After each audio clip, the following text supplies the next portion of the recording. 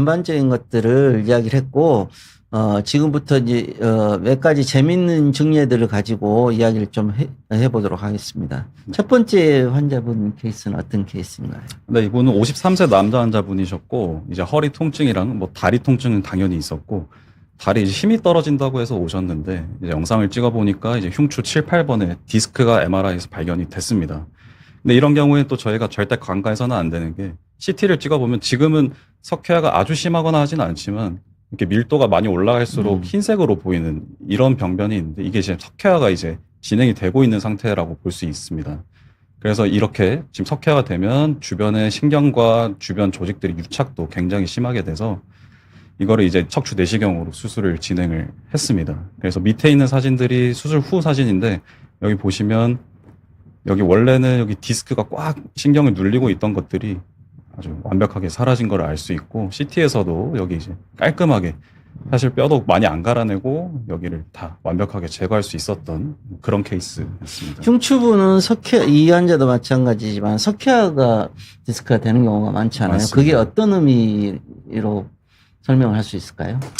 일단은 석회화가 됐다는 것 자체가 굉장히 좀 만성화됐다고 볼 수도 있고요. 그러니까 오랜 시간 동안 계속 지속적으로 스트레스를 받으면서 고무가 굳어가듯이 그런 식으로 변한 게 이제 석회화가 된 건데. 그리고 이게 중요한 것은 그 부드러운 뭐 젤리 같은 그런 게 그 구조물이 신경을 누르는 거하고 완전히 또 다른 얘기가. 네. 네.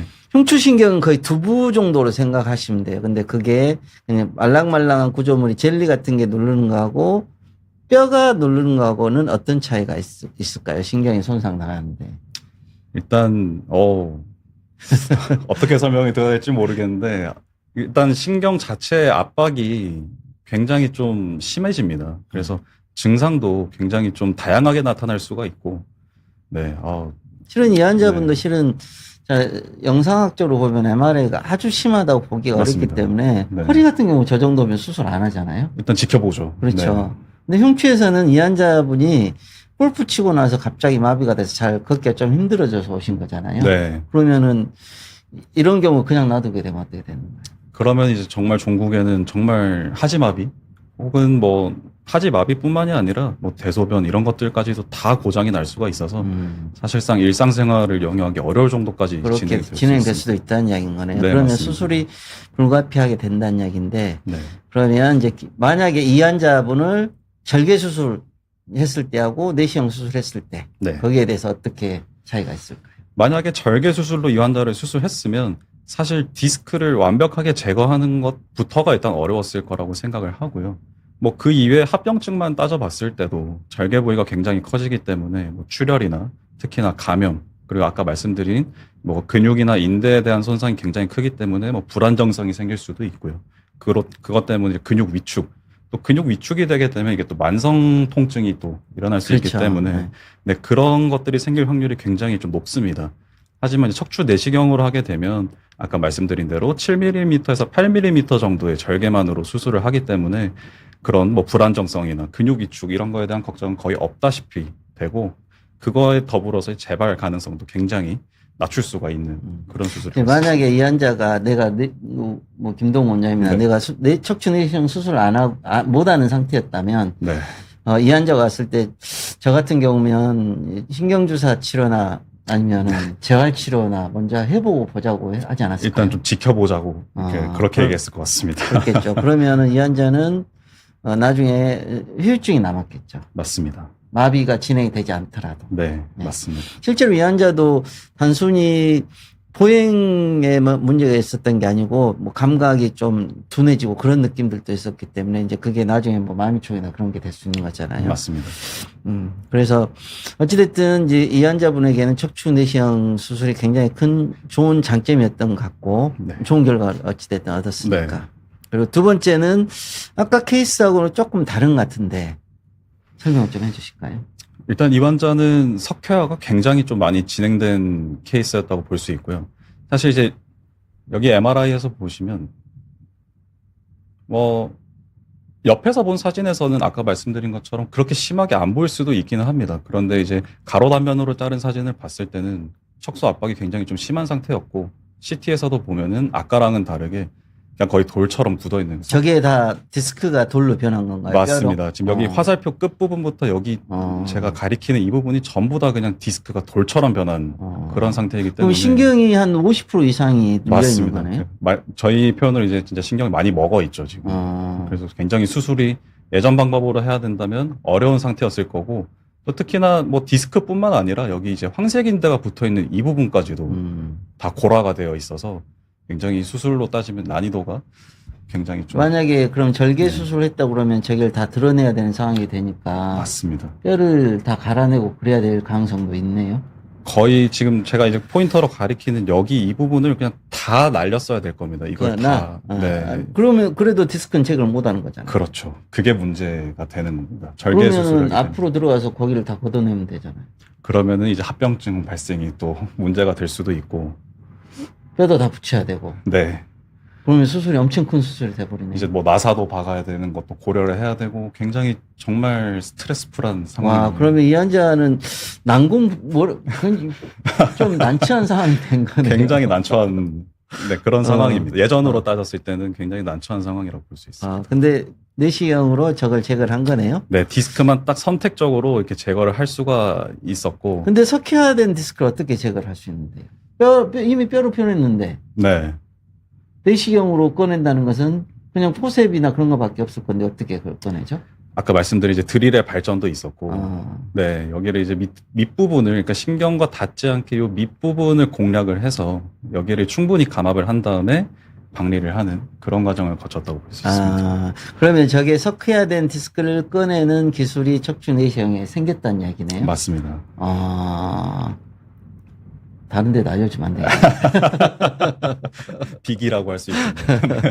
네, 알겠습니다. 그러면 이 환자 방금 전에 이야기했지만 이게 척추 내시경 이 석회화된 디스크가 있었을 때 절개 수술과 내시경 수술의 장단점은 어떻게 될까요? 아까 말씀드린 바와 같지만 여기서는 만약에 진짜 수술을 절개를 해서 한다면 절개가 더 커졌어야만 수술이 가능했을 거고요.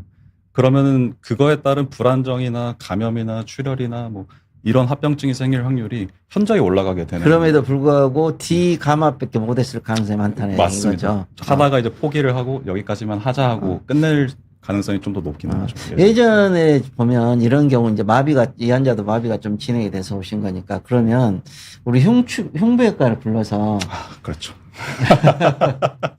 또 이제 거기 설명을 좀 해주세요. 사실 뭐 저는 예전에 대학병원에서 수련을 받거나 할 때 이제 전방으로 하는 경우를 뭐 잘 보진 못했지만 이제 흉부외과에 콜을 해서 이제 미리 이제 사전에 협의를 하긴 합니다. 해서 흉부외과 선생님들께서 오셔서 이제 가슴을 열어주고 가슴을 열고 네, 거기까지 접근을 해준 다음에 척추뼈 앞에를 접근한다는 거죠. 맞습니다. 네. 그렇게 해서 해도 사실 도착하는 부분은 여기 디스크가 아니고요. 그러니까 이 앞쪽이기 때문에 네. 거기서 또 이제 신경외과에서는 뼈를 다 갈아내고 열심히 고생해서 또 안쪽까지 들어가야 되는. 근데 그냥 단순히 뼈를 갈아내서 저기 제거가 쉽지가 않을 것 같은데 다 드러내야 된다는 얘기가 되는 맞습니다. 거잖아요. 그러니까 뼈 자체를 한 분절을 날려야 되는 그런. 와, 그러면 거기다 뭘 끼워야 되겠네요. 맞습니다. 이제 케이지 같은 높은 케이지를 하나 껴야 되는데 또 그러면 이제 뒤에서 또 나사도 박아야 되고. 와. 네. 굉장히 큰 수술입니다. 진짜 빈대 잡으려다가 초과상관 태우는 진짜 그런 꼴이 되는 거네요. 맞습니다. 어찌됐든 그러면 내시경으로 수술하게 되면 그런 위험성들을 다 줄일 수 있다는 거죠. 맞습니다. 네. 척추 내시경이 좋은 수술이긴 한 것 같은데. 좋은 수술입니다. 그 다음은 또 다른 재미있는 케이스가 있는 것 같은데. 네. 이 케이스는 어떤 케이스인가요? 이것도 제가 이제 처음 배울 때, 내시경 수술을 처음 배우기 시작할 때 굉장히 충격을 받았던 수술 중에 하나였던 것 같습니다. 이 케이스는 경막 내 디스크라고 해서 이제 신경을 싸고 있는 이제 비닐봉투 같은 막이 있습니다. 그걸 경막이라고 하는데 지금 여기 보시면 디스크가 그냥 그걸 뚫고 들어간 거죠. 뚫고 들어가서 원래라면 신경을 싸고 있는 이제 막 경막 바깥쪽에서만 신경을 눌리는데 이 경우는 디스크가 신경을 직접적으로 눌려버리는. 신경 안으로 파고 들어갔다는 얘기죠. 맞습니다. 그럼 신경이 죽을 가능성이 많네요. 이대로 뒀으면은 아마 진짜 하지는 못 쓰는 상태가 됐을 가능성이 굉장히 이 환자가 김 원장님도 그때 있었지만 기억으로는 거의 기어서 온 것 같은데. 거의 뭐 일단은 울면서 왔던 네. 참 안타까웠습니다. 옆에서 봤을 때. 그래서 저는 처음에는 이제 이걸 어떻게 수술을 하실까라는 이제 좀 의문도 있었고 했었는데 그 의문을 싹 사라지게 한 수술이었죠. 그래서 이제 저희가 수술을 하면서 어차피 이 디스크가 이 경막을 파고들고 신경을 파고 있는 상태였기 때문에 여기를 들어가서 디스크를 꺼낸 다음에 여기 경막 안쪽까지 파고들어 있는 디스크를 다 제거를 해주고, 네, 이제 콜라겐 재질로 된 패치를 통해서 경막을 완벽하게 봉합을 해주고 수술을 끝냈던 그런 수술이었습니다. 근데 이게 신경막이 찢어지면 네. 그걸 다 신경 둘러싸고 있는 건데 네. 그거 찢어지면 거기서 막 흘러나오지 않아요? 그 뇌척수액이라고는 이제 머리에서부터 이제 꼬리뼈까지 쭉 흐르는 뇌척수액이라는 이제 물이 있는데 그걸 제대로 이제 봉합하지 않으면 그 물이 계속 질질 새는 그런 상태가 발생을 하게 됩니다. 그런 경우에는 또 감염 확률이나 혹은 또 그러니까 머리 쪽 압력이 떨어지면서 두통이 생긴다거나 심한 경우에는 사실 정말 뇌 탈출까지도 일어날 수 있는. 뇌가 탈출했는다. 그렇죠. 네. 이 뇌가 이렇게 탈출이 돼요? 아래쪽으로 탈출이 되면서 뇌가 이제 껴버리는 정말로 그럼 잘못하면 돌아가시겠는데? 바로 사망할 수도 있는 그런 상태가 발생할 수 있죠. 저거를 제대로 봉합하지 않는다면. 그러면 내시경으로 했을 때 저걸 봉합 못하면 큰일 나네요. 그런데 또 내시경으로 했을 때 대부분 봉합이 잘 되기는 했지만 내시경 수술은 절개 수술이랑 또 다르게 이게 수술 후에 빈 공간이 거의 없기 때문에 이 뇌척수액이 새어나오는 경우가 잘 없습니다. 그리고 그걸 막는 기술이 있는 거잖아요. 맞습니다. 저게 이제 경막 내로 이제 터진 신경막 안으로 파고 들어간 디스크인 건데 그때 이 환자분은 지금 흉추부각에 생긴 거니까 신경이 잘못하면 상할 가능성이 굉장히 많은 거잖아요. 맞습니다. 이런 경우는 절개 수술할 때는 정말 난이도가 높을 것 같은데. 일단 절개가 엄청 커져야 될 거고, 네, 맞습니다. 접근도 굉장히 부담스러운. 예전에 지금도 생각나는 게 이게 경막 내로 허리 쪽에 요추부에서도 경막 내로 터진 디스크가 생기게 되면 뒤에서 열고 네. 막을 잘라야 되잖아요. 그거 맞습니다. 봐야 되니까. 네. 그리고 신경 제끼고 디스크를 제거를 하고 네. 앞에 터진 데 또 메꾸고 다시 뒤로 하고 뒤에도 메꾸고. 네. 근데도 그 뇌척수액이 계속 새고. 네네. 그래서 뭐 거의 뭐 최소한 일주일 이상 누워 있거나 네, 맞습니다. 아니면 뒤에다가 카테터를 끼거나 네네. 그래도 새서 다시 수술 들어가는 거나 그런 경우 정말 많았었잖아요. 맞습니다. 근데 그게 해결될 수 있다는 이야기인 거네요. 맞습니다. 그럼 당연히 만약에 이런 환자라면 이렇게 해야 되겠네. 이 방식으로. 그렇죠. 맞습니다. 할 수 있느냐가 아니냐 문제이긴 한 건데, 이게 이제 그 다음 슬라이드를 보면 이 두 가지 수술의 장단점을 한번 좀 비교를 해줘 보세요. 절개 수술과 내시경 수술에.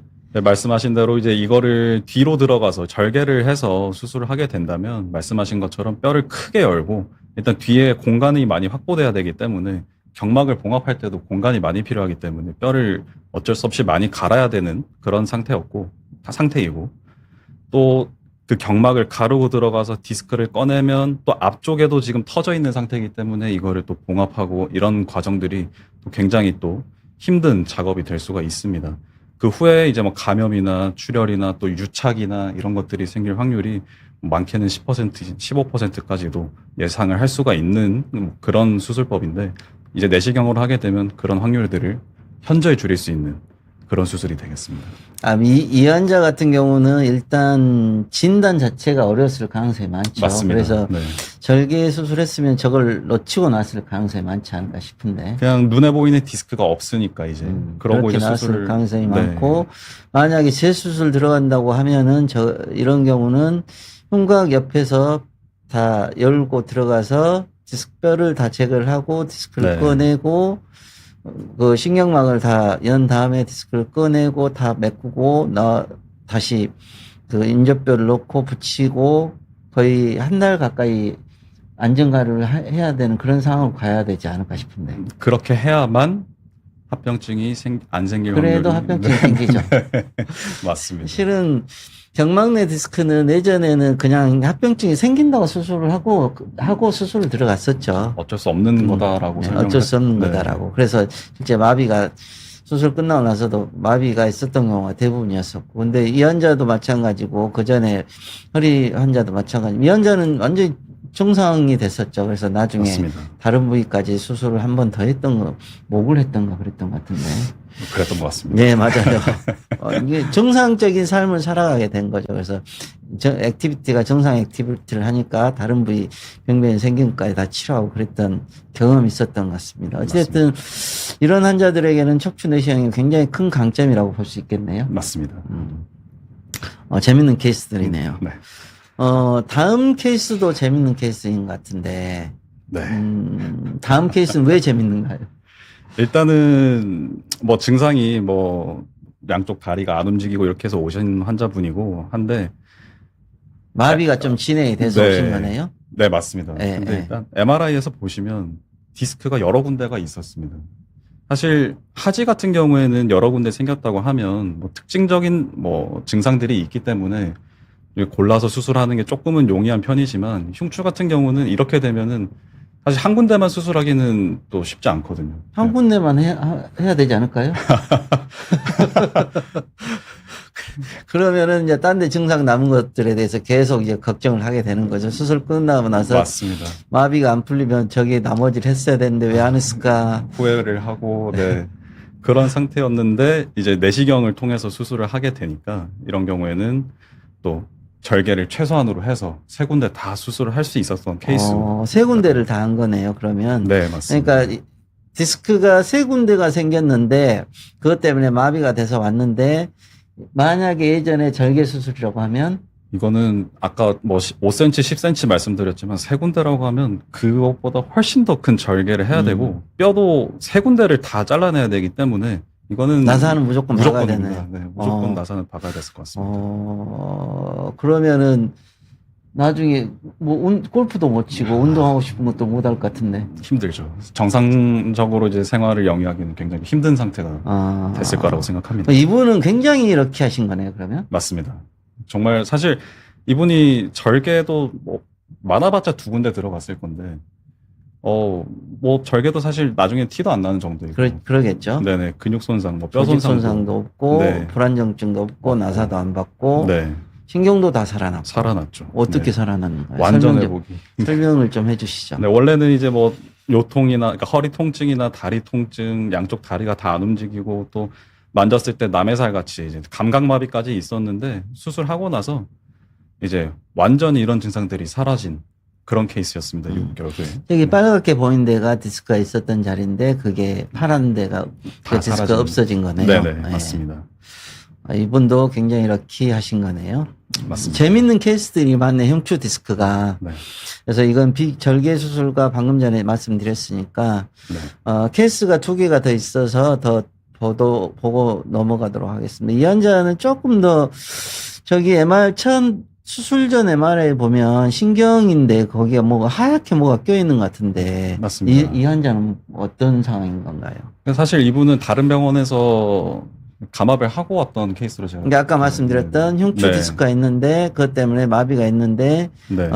그걸 해결해야 되니까 일단 감압은 했네요. 네, 다른 병원에서 사실 다른 병원에서 그게 했던 맞는 수술, 거죠. 네, 그 절개로 했을 때는 정말 맞는 수술을 했고 감압도 잘 되어 있었지만 사실 이 환자 같은 경우는 앞에 있는 그 신경의 앞에 있는 디스크를 이제 근본적으로 제거를 하지 못했기 때문에 유착이나 뭐 이런 것들이 굉장히 심했던 상태였고 또 그것 때문에 여기 MRI에서도 보시면 사실 이렇게 척수가 하얗게 변하는 척수병증까지 이미 지금 진행이 되어 있는 상태였습니다. 이 환자가 왔을 때 보행은 어땠는데? 거의 절고 있었던 그런 잘 못 상태였고. 걸으시고. 네네. 그리고 또 양쪽 다리가 또 저림감도 굉장히 또 심하고. 심하고. 네네. 그런 상태였습니다. 그러면 우리 양쪽 다리 저리면 허리 수술하고 싶어 하잖아요. 맞습니다. 어떻게든 이제 허리에서 문제를 찾고 싶어하는 그렇죠. 예전 같으면. 네. 예전에는 그랬겠죠. 네네네. 근데 이 환자분은 어떻게 해결하시나요? 이제 척추 내시경을 통해서 이제 전방으로 그러니까 신경 앞쪽까지 접근을 해서 여기 디스크를 다 제거한 건데 이게 지금 수술 직후에 찍은 MRI인데 사실 여기 보시면 근육에 손상이 있으면 MRI 이렇게 하얗게 보이는데 그런 것도 거의 없습니다.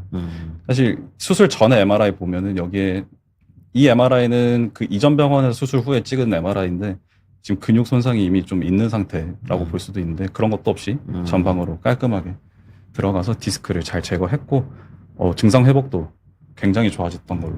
6개월 후 사진을 보면 신경이 많이 살아난 것 같네요. 맞습니다. 이렇게 하얗게 된 부분도 거의 사라졌고 그리고 사실 이렇게만 봤을 때는 거의 수술 안 한 사람 같이 보이기도 하죠. 만약에 저게 디스크를 놔뒀으면 신경은 계속 손상이 됐을 죽었겠죠. 거예요. 맞습니다. 다리를 못 쓰는 지경까지 갔을 가능성이 그리고 있습니다. 내시경 수술이 안 됐다고 하면 어떤 수술을 해야 됐을까 이 환자에게? 이 환자도 이제 뭐 옆으로 들어가든지 해서 만약 절개로 한다고 하면은 앞쪽 절개로는 뒤에서는 네. 못 들어갔을 것 같은데. 뒤로는 안 될 거라고 생각합니다. 측방이나 뭐 전방으로 들어가서 전방으로 들어가야 되지 않을까 네네. 싶은데요. 그러면 드러내야 되는. 예, 뼈를 드러내고 인조뼈를 삽입을 해야 되는 게 당연한 상황인 거네요. 맞습니다. 그리고 휴유증도 남았을 거고. 네, 그렇죠.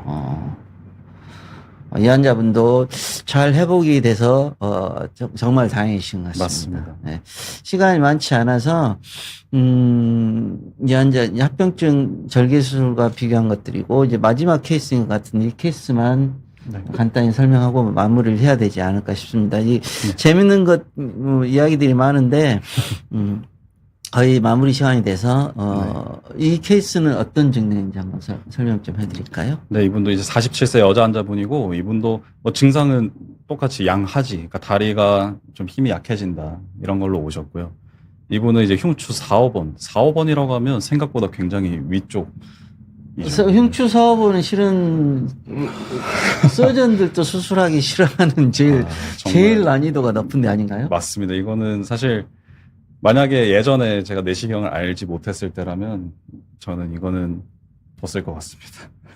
수술을 그냥 놔두면 어떡해요? 이제 김현서 원장님이나 다른 분께 보냈을 것 같습니다. 내시경을 못 한다고 했으면요. 뭐 하는 사람이 없었다고 하면. 그러면 이제 정말 대공사가 이제 벌어지겠죠. 본인이 하실 거예요? 그래서 정말 이건 절개로 해서 수술을 해야 된다고 하면 이제 갈비뼈부터 해서 뭐 옆쪽에 있는 뼈 다 제거하고 드러낸 다음에 여기 있는 이 범위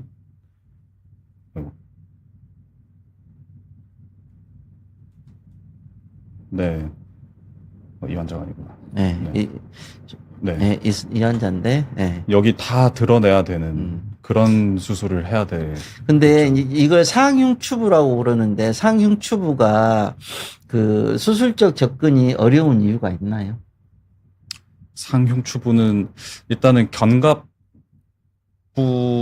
있고 이제 뼈 모양 자체도 사실 아래쪽이랑은 조금 다르게 생겨 있기 때문에 실은 상흉추부는 절개 수술상으로 봐서는 이제 뒤로 해결할 수 있는 문제라면 상관이 없죠. 근데 만약에 앞쪽으로 접근을 해야 되는 상황이라고 하면은 진짜 거의 재앙이죠, 재앙. 왜냐면 옆에가 견갑골 있죠. 앞에는 심장도 있고 여기 뭐 흉곽이 이게 스터넘 있잖아요. 네네. 스터넘을 자르고 들어가야 되잖아요. 복장뼈, 이제 복장뼈라고 하는 이 가슴뼈를 열고 들어가야 되는 완전히 진짜 대공사가 일어나는. 근데 이제 이 환자는 마비가 돼서 온 거잖아요. 네. 디스크는 별로 커 보이진 않는데, 네. 근데 수술해야 될 만한 당위성이 있는 건가요? 맞습니다. 이분은 일단 하지마비가 진행이 된 상태였기 때문에 이런 경우는 수술을 안 하게 되면 정말, 그러니까 이 흉추 4번이라고 하면 요 정도, 가슴 높이 정도 레벨이라고 생각하시면 되는데 이 밑으로는 감각이 그냥 다 없어질 수도 있는 그런 상태였기 때문에 수술을 꼭 해야 되는 상황이었고, 하지마비도 더 진행되는 걸 막고 회복할 수 있는 환경을 만들어주기 위해서는 수술이 불가피했던 그런 환자입니다. 이런 분들에게 척추 내시경은 굉장히 큰 도움이 되겠네요. 맞습니다. 대신 상흉추부는 척추 내시경도 접근이 쉽지가 않죠. 그래서 상흉추부 같은 경우는 진짜 경험이 많으신 분이 아니면 저기는 접근이 굉장히 어렵기 때문에 네네. 내시경을 하는 병원이라고 하더라도 좀 쉽지가 않기 때문에 그건 좀 잘 확인을 해보신 게 좋을 것 같습니다. 네. 이게 그 전에 이제 마지막 거의 마무리가 됐는데